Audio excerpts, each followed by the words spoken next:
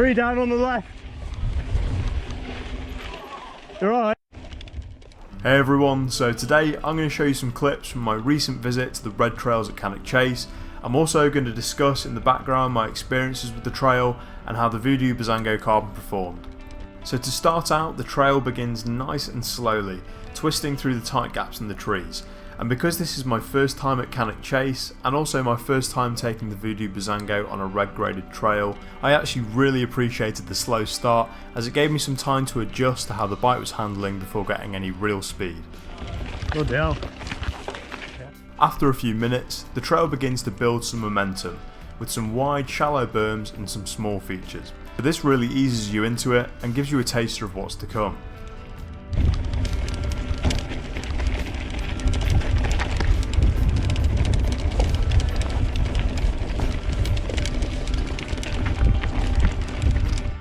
In the second section, there's some large boulders to navigate, which the 29-inch wheels on this bike made short work of. Doesn't help, does it, when your tyres are soaked? Oh. After this section, there's a long fire road climb. This is where one of the problems for our particular visit became apparent. So the weather forecast the night before said it was going to be overcast and around 24 degrees Celsius. But in actuality the temperature was well over 30 degrees. This made the climbs really exhausting, and as a result I found I was making plenty of stupid mistakes in the descents, as you'll see throughout the video. To be honest, I wasn't aware how much climbing Cannock Chase had, but I was truly grateful that I was on a hardtail with a 500% gear ratio, as it meant I could do most of the climbs without having to get off and push. In saying that, I wasn't too embarrassed about getting off and pushing, as most of the other sweltered Brits were doing it also.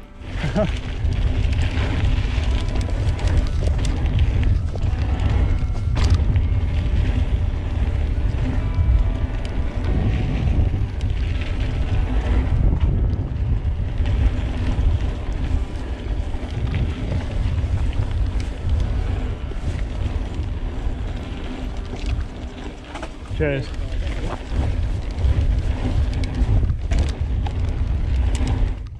After this climb there's some really nice flowing sections which lead you to where the trail then splits into two. Even though I was completely bonked on this section, I actually really enjoyed it as it gave me a bit of time to recover. Target fixation.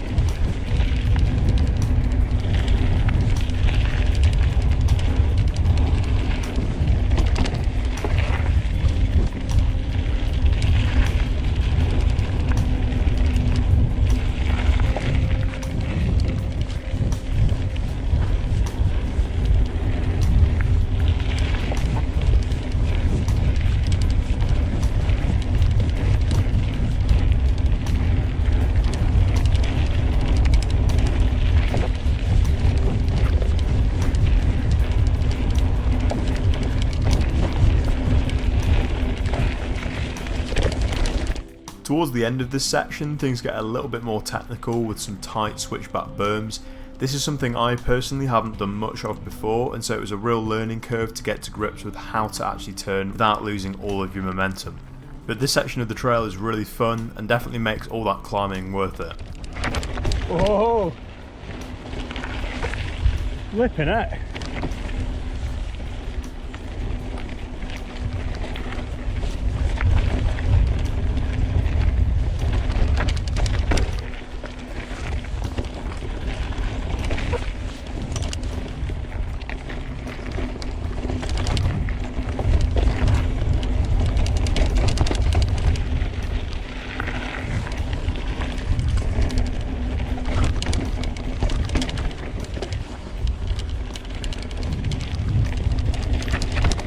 Plenty of people go off the edge there.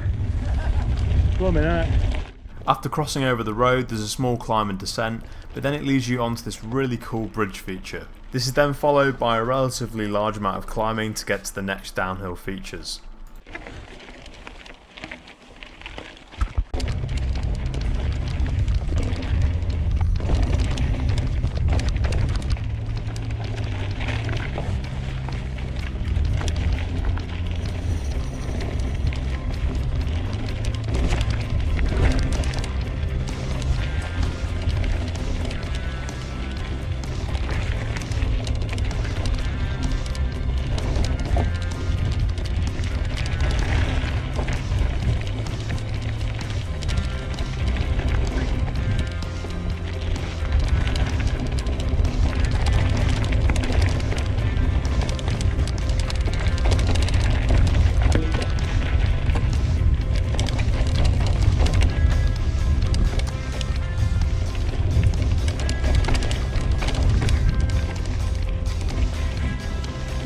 So at this point in the trail things start to get a little bit more technical, but I was really blown away with how the bike was performing.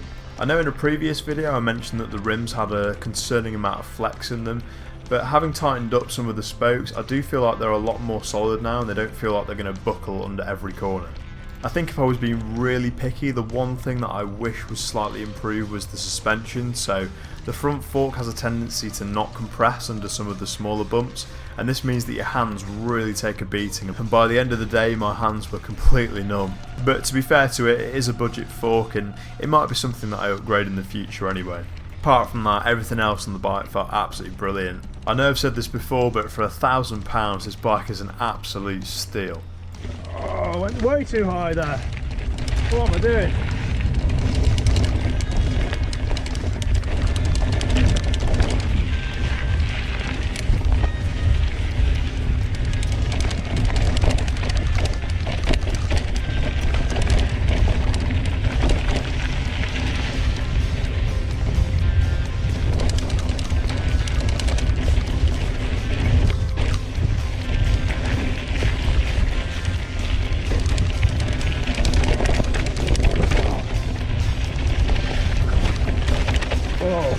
Tree down on the left.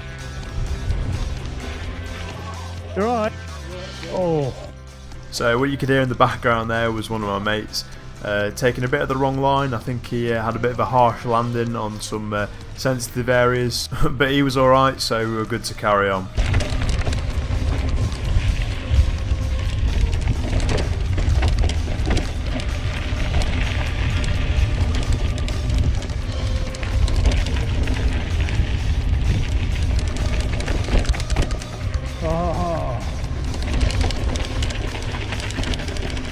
I'm now going to leave you with this last clip, which was my absolute favourite section of the day. Really nice, flowing downhill, great views. It felt really good. You can see I make a few little mistakes here and there, but anyway, I hope you enjoy this last clip.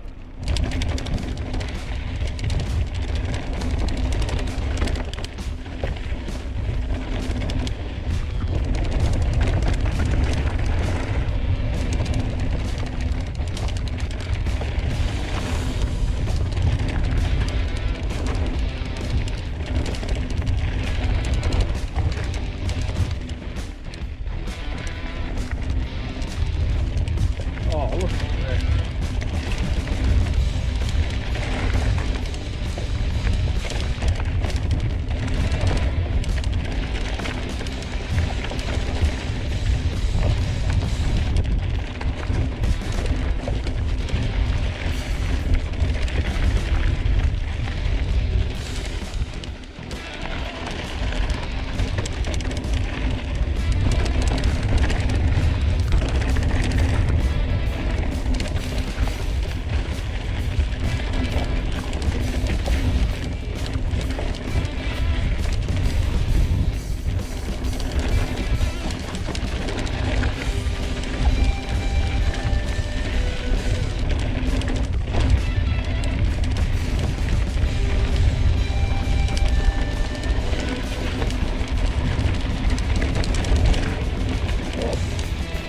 Concentration there.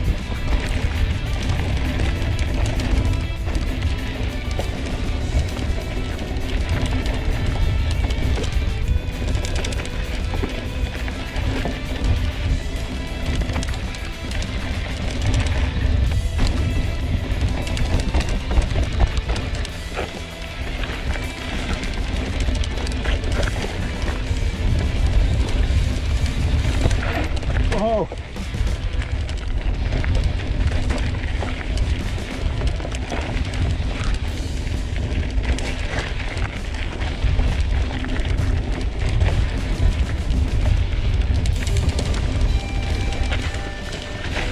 Oh.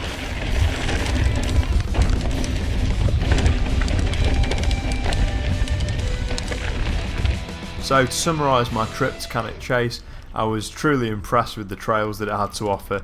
Although it was sweltering and I'm fairly certain I got some sort of mild heat stroke, I was really enjoying some of the downhills and the climbs were doable, but I wasn't expecting so many. I think I'd definitely like to come back here a bit more carbed up and on a cooler day so I could really make the most out of some of the trails, but apart from that, truly impressed. So I hope this video was entertaining and somewhat informative for you. If it was, please feel free to subscribe or like this video. But thank you very much for watching either way, and ride safe.